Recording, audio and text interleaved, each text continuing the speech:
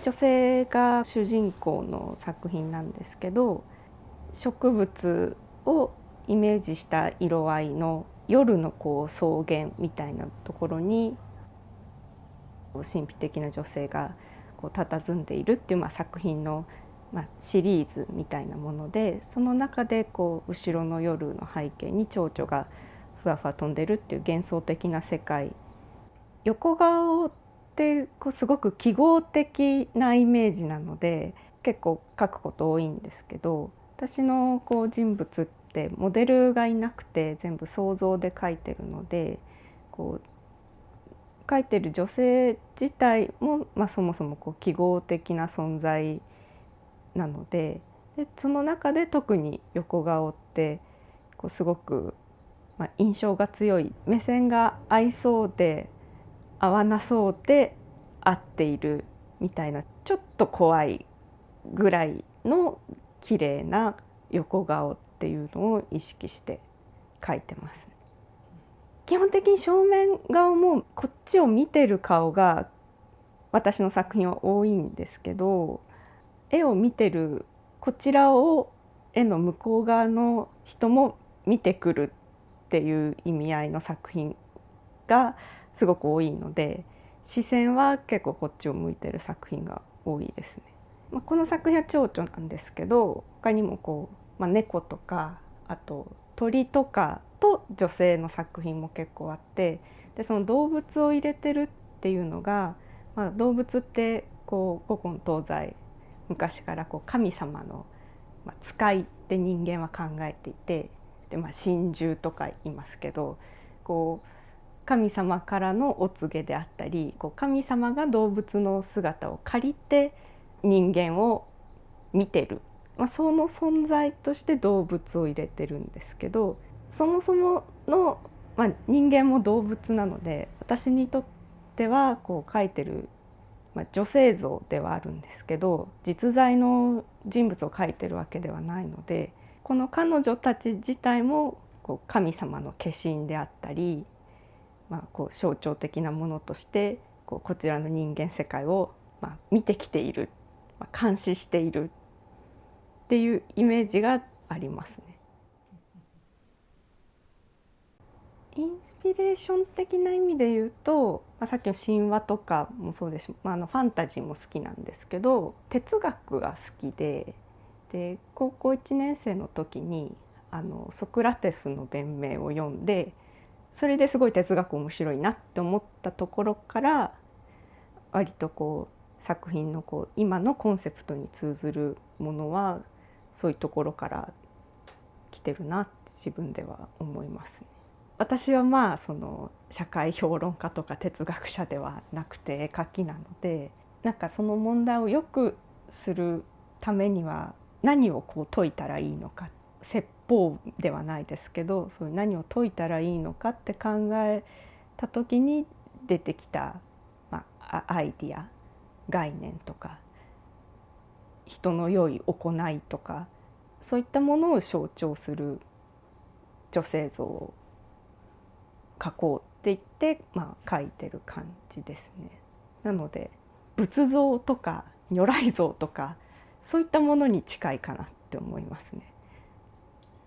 本当の作品の意図を真に分かってもらいたいとはあんまり思ってなくて、心を重ねてもらうみたいなことよりかは、私の言いたい主張を具体化したっていうのを見てもらって、正直そこでどう思ってほしいみたいな意図は基本的には持たないで書いてますね。すごく独りよがりで突き放す感じのスタイルではあるんですけど、それこそ作品書いて、本を読んでってやっていくうちに、そもそも絵ってすごくパーソナルなものなので、それはそれでいいんじゃないかなと私は思って書いてますね。日本画ってそもそも線と面の絵画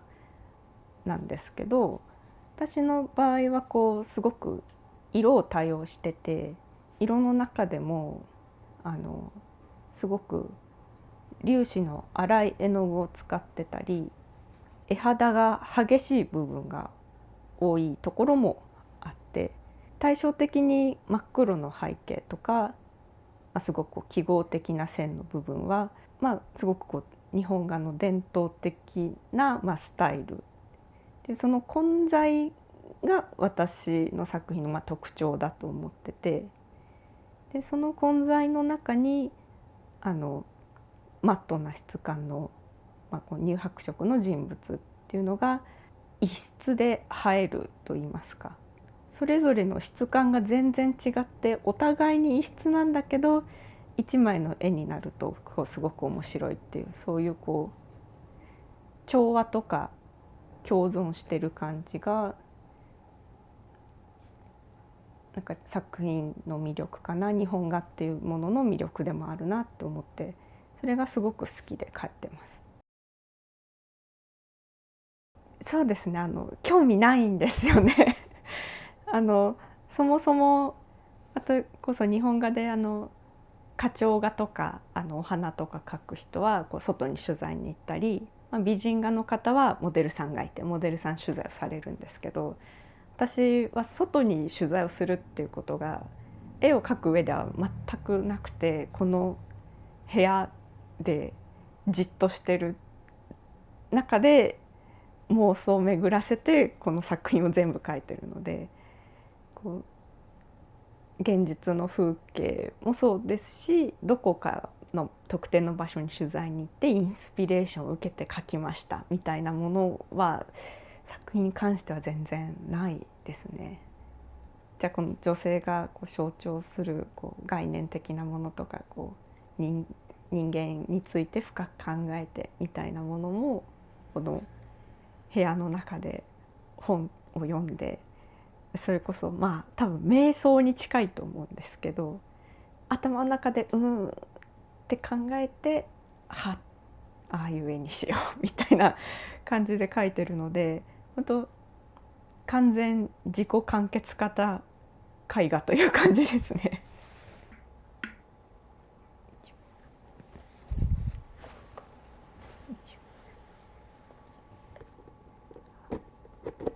じゃあ画材なんですけど、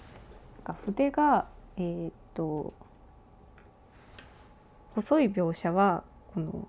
面相のコリンスキーの筆を使っていて、これはもう皆さん使ってると思うんですけど、だいたいこのコリンスキーとあとそうですね、側面の章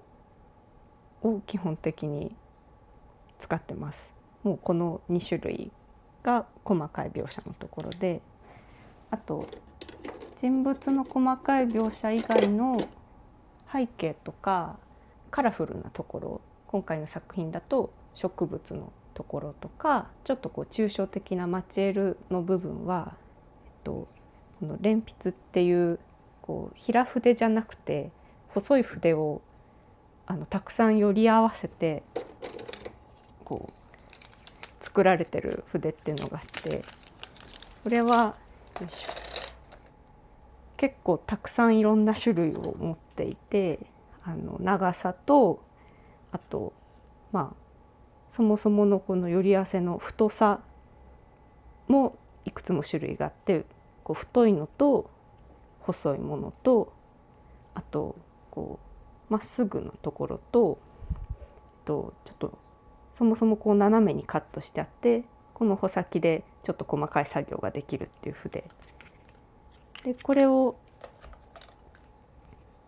太さと長さを何種類も持ってて使ってます。でこの鉛筆を結構使い古すとボロボロになって毛がちぎれて綺麗に描写するのは使えなくなるんですけど、これのちょっとくたびれた筆もこのマチエールのちょっと不規則な描写をするときに逆にこれが良くて、なので使い古しても処分しないで全部持ってて、これはその絵時々で使ってます。であと、人物の白の粉とあと背景とかの黒はもうこの水皮の黒、これは絵の具屋さんに行ったら在庫を毎回あるだけ買ってるので箱買いをしてて、あ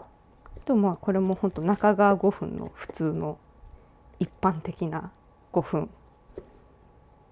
なんですけど、あとは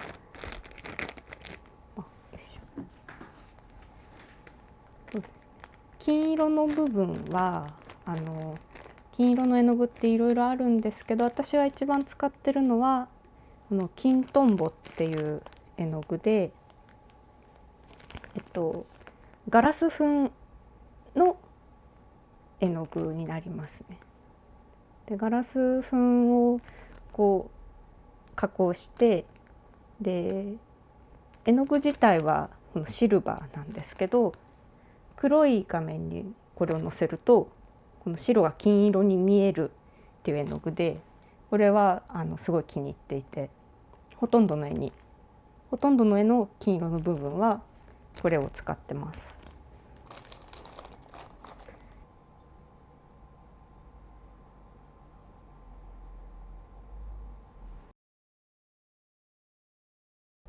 私の父が建築家なので、建築家かもしくは建築の何かそういうデザインとかそういうのをしようかなと思って、それも理系進学だったので工学部からそういった職業に就こうと思ってたんですけど、それを父に話したら、建築、美術じゃないですけど、でも何かそのデザイン、その建物でも見た目のデザインとかってなるとちょっとでも絵心がないと仕事としてはプロになれない。図面を引くのは技術だけど、そういうアイディアみたいなのは絵心ゼロの人は一生その仕事はできないから、一旦そういう美大受験をしてる予備校の、デッサン教室に行ってみろって言われて、そこで生まれて初めてデッサンっていうものをすることになって、でそういうもんなんだと思って、親が調べた美術予備校の体験入学みたいなのを受けて、高校2年の夏ぐらいで生まれて初めてデッサンをして、そしたらいわゆる木炭デッサンでリンゴとか置いてあるんですけど、それを見て描くっていうのがすごく楽しかったんですよね。生まれて初めてそれをやってすごく楽しかったので、その時初めて絵描くの楽しいかもってそこで知ってしまって、で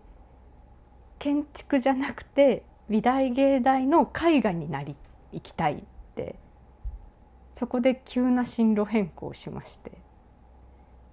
そこからもう正直美大受験目指すには普通よりも全然遅いタイミングなので、そこからまず基礎から一から勉強して、で途中で油絵か日本画家っていう選択の中で、そもそも油絵の画家も日本画の画家も知らないので、大学の入試の内容とか大学の卒業制作集みたいなのを見て、こういうこと私もやりたいなってのを選んでいって、日本画で多摩美術大学を受けようっていうところまでをその2年弱ぐらいで全部やって、で美大入学っていう感じです。だから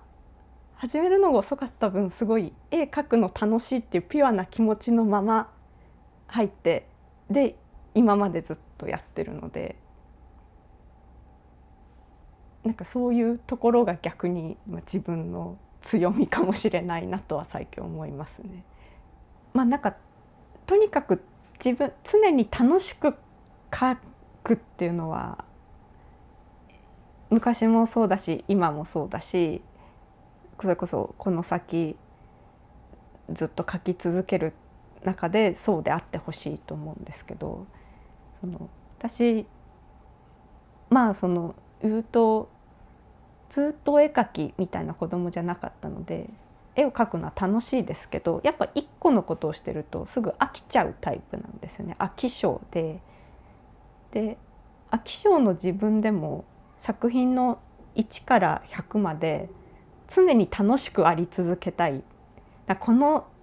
部分描くのちょっとしんどいなとか大変だなみたいなのも思いたくないし、思いながらもやりたくないので、なので